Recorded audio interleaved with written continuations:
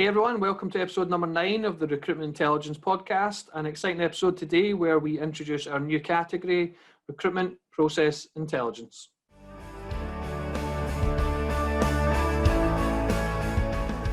So Gavin, it's a really exciting time, well actually exciting weekdays coming up for Solutions Driven. We've got the launch of not 1, 2 but 3 different things that we've been working on for the last what seems like 6-7 months now, post-COVID as well. So we've got the launch of our new website this week. We are introducing our new rebrand, which looks great. And what we're really wanting to talk about today, though, is we've actually introduced for the first time here at Solutions Driven our new category, which we're calling Recruitment Process Intelligence. So for everybody watching or listening, it'd be great if you could just give us a kind of very high-level overview of what Recruitment Process Intelligence means to you. Yeah, no issue at all. I think first of all, as we'll talk through today, Rob, it really summarises who we are as a business. So I think first of all, that's why it really has resonated with us and our customers. In simple terms, Recruitment Process Intelligence is a recruitment process with intelligence. And for those that have worked with Solutions Driven as clients, they will know that we are very much focused on providing a process, but also intelligence back to our candidates and clients. And as a result of that, we talk about guaranteed delivery of the right hire first time and every time. So really, to summarise RPI, Recruitment Process Intelligence, it's about guaranteeing delivery of the right hire first time every time for our clients. Great. And I know we'll talk about later on how the benefit of that and how we think clients will be interested in what we've got to say. But if you rewind back probably to January this year, we spoke a lot about when we were looking at where we were going to take the business and the direction. You were telling me a lot about how hiring conversations had changed over the years. There'd been this massive shift taking place. That'd be a good backstory to, I think, this, if you could let us know. Yeah, no issue at all. I think having been in recruitment now for 15, 16 years, I've certainly seen quite a few changes over that period. I think certainly over the last couple of years, I picked up on quite a significant change, from our clients primarily. And initially, it probably caught me off guard a bit, but conversations became more about using HR, using talent acquisition, using internal recruitment teams, and less about external agencies. And for me, more and more companies started to, hire themselves, look at more cost-effective solutions, and also by doing it themselves, talent acquisition leaders became better positioned to talk more about the changes, the trends that were impacting the sector. But I think for me, 2 things weren't changing. One was the views of external recruiters, and secondly, how external recruiters were viewed. And I understand. Recruitment as a sector doesn't get the best reputation. There are many recruiters out there that are very much driven on, filling the role, at any cost, and really as the kind of main, focus. Whereas for me, we were really trying to look at how do we partner better with our customers? How do we become an integrated part of what they're doing? And therefore, with the growth of HR and talent teams, we had to start thinking differently. So when I started talking to more HR and TA leaders, they still had challenges, so as much as they were filling roles themselves, there were still roles, confidential hires, business critical hires that they couldn't do everything. And, they were clear that they still needed a partner for specific roles and specific challenges. But I think what was clear was they didn't need help from more and more recruitment companies. They almost needed help from a business that does recruitment. And we talk a lot about not being a recruitment business, but being a business that does recruitment. And for us, it was a real light bulb moment. We for many years have, found ourselves interacting differently with clients, trying to provide different things. And at that point, that was really the kind of RPI, starting point, where we've seen the shift from, lots of agencies, moving to internal TA teams, but still a gap where, the TA teams were still looking for something different to fill, those critical hires, for an ongoing basis.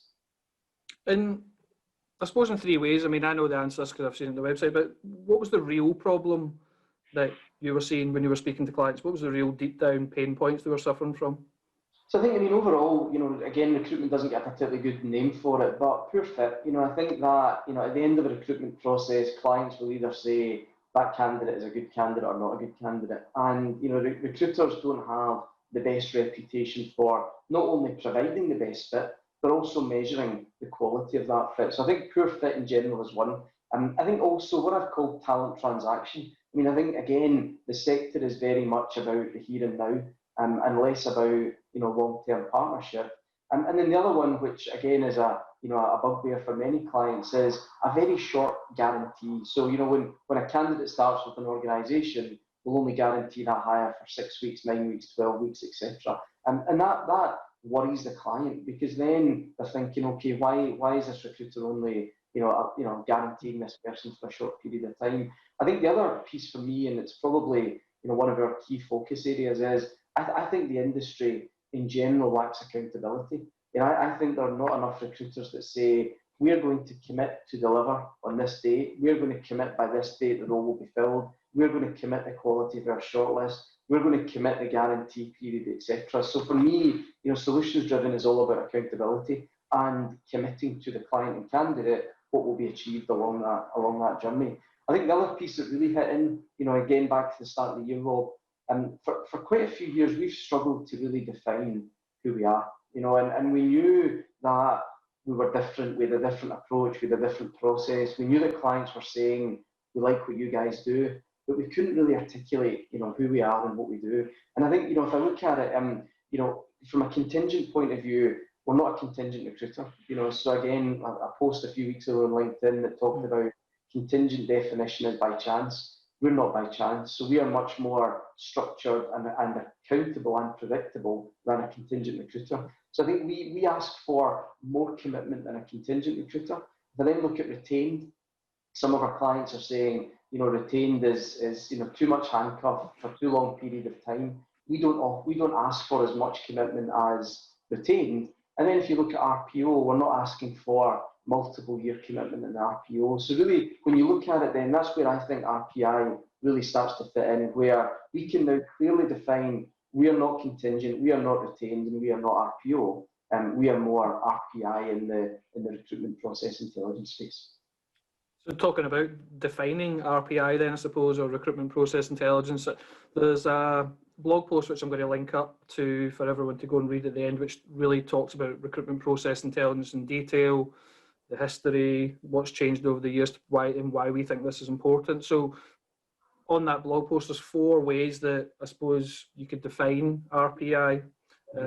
Be good if I'll let you walk you through them. Yeah, so the first one we talk about is saying it's a process. And we start with that when we speak to candidates, clients, etc. And again, there was a LinkedIn post from ourselves a couple of weeks ago that said recruitment is probably one of the only areas of clients' businesses that they don't treat it as tightly from a process point of view as they would any other. So if they're pitching for a new bit of business, they're looking at the milestones, that they're looking at where they need to be at a point in time on that pitch. Whereas from a recruitment point of view, sometimes that doesn't happen. So we're really passionate about saying recruitment is a process. And our view is, when you define that process, when you measure that process, 9 times out of 10 you do better in that process. And we've seen some really good things. I mean, we talk heavily about right first time. So 97% of our hires are filled right first time, meaning from the first shortlist that we send our client. Now, for me, that's our most important KPI. If we get that right, clients, candidates, ourselves are happy. How do we get that right?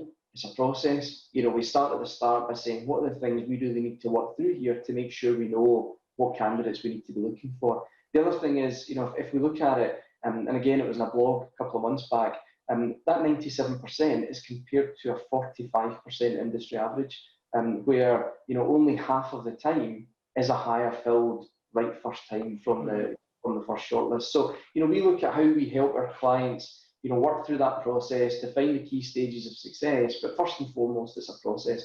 I think the second point for us is, it's about results, not promises. I think it's too easy in recruitment to promise a client front end what they want to hear and then back end rationalise why it didn't happen. So for us, we're all about commit and deliver. We were on a client call on Friday, and the chap said, the thing that stood out was tenacity and our ability to commit and deliver. And really, that's almost flipping traditional recruitment on its head. We will be very accountable. We will say, here's what you will get from solutions driven and when. We deliver 100% of our shortlists on time, and we deliver them 60% faster than our direct, for example, retained competition. 92% of the candidates that we submit are passive, meaning that we found those candidates. So really, it's much more about going out and finding the best than only choosing from the ones that you have. The third piece then is, and sorry on that, we offer a 12-month guarantee. So for every hire that we make, we offer a 12-month guarantee, which in comparison to an industry standard of 3 months is 4 times more guarantee than you would see in a kind of traditional recruitment model. We then move to the third point. We talk about intelligence with a capital I. So really, the intelligence piece can go through the whole process. So front end, we would be saying, okay, let's do some talent mapping. Let's do some, talent intelligence on, where the right candidates are the right candidates available, what salary they're on, etc. Really just to give the client confidence that, we're focusing on the right type of candidate. Then through the process, one of the other key parts we talk about is the 6 Fs. So when we've got a passive candidate, we're then looking at what are the factors that candidate is going to take into account when they're moving, next role. So we talk about, fit, freedom, fulfillment, future, fortune, family. And those are the factors that really are important to a passive candidate. So not only are we finding out what's important to them, we're giving that intelligence back to the hiring team to say, when you speak to candidate X, here are the things that's really important to them as part of their journey. The other piece that now, and even over the last 6-9 months, probably the last year, but the last 6-9 months specifically, diversity. So we're building in, intelligence on diversity, on, the background of candidates. We're looking at also the engagement of the brands. We're being able to say for company X, how many of the candidates in the long list knew the brand, were engaged with the brand, etc. So that's just examples of intelligence that we're providing back to our customers. And then the last one we talk about is being a silent partner. So, we believe that the kind of days of external recruiters being the life and soul of the party are gone. I think that most organisations now, whether it be HR or talent acquisition teams, are saying, what can we do first? And that's understandable from a efficiency cost point of view. But for us, we are kind of best placed in a quiet spot. We're usually working in projects that are difficult. We're usually working in projects that are confidential. We're usually working in projects that our customer is that internal talent acquisition team. So really our goal as a business, and we talk about it internally, is what can we do to make our client look good? So we don't need the limelight or the praise. We're happy being the silent partner.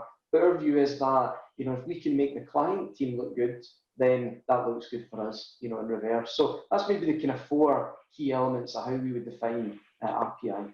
Great. And we didn't touch on it, but what do you think about us putting pricing on our website? I think it's different. We've had a few comments in the last couple of days. Again, recruitment pricing is a kind of, black box. You never tell your client or your competitors how you price. And for us, that's silly. I think gone are the days of that kind of thing. So our pricing is very transparent. We're very focused on not charging before work is done. We give all our clients a very similar pricing structure. And the other thing I like on the website is the table. Very clearly you can see, where we're different to contingent and retained and what clients get in return, for using solutions driven. Great. And as a marketing person, what's your thoughts on the website, the brand? I'm asking a loaded question here. Yeah, no, you expect me to say it's great, but I genuinely do think it's great. I think that it's fresher looking than the old website and brand. I think that for the first time, RPI really summarises us well. You can actually, I found myself in the last week or so using the website as a sales deck. So when I'm on a call with a client, actually taking them through the website. So really chuffed with it. I really think it does summarise who we are and what we do really, really well. Yep. And what I'll do is I'm going to link in the notes back to the blog post that we've written around introducing recruitment process intelligence for everyone, which will explain everything in a bit more detail. And by chance, everyone will get to see the new website and brand at the same time. So no, that's covered everything, Gavin. Appreciate your time as always, and I'm sure we'll catch up soon. Thanks, Rob. Take care. Have a good one. Cheers. Bye-bye. Bye-bye.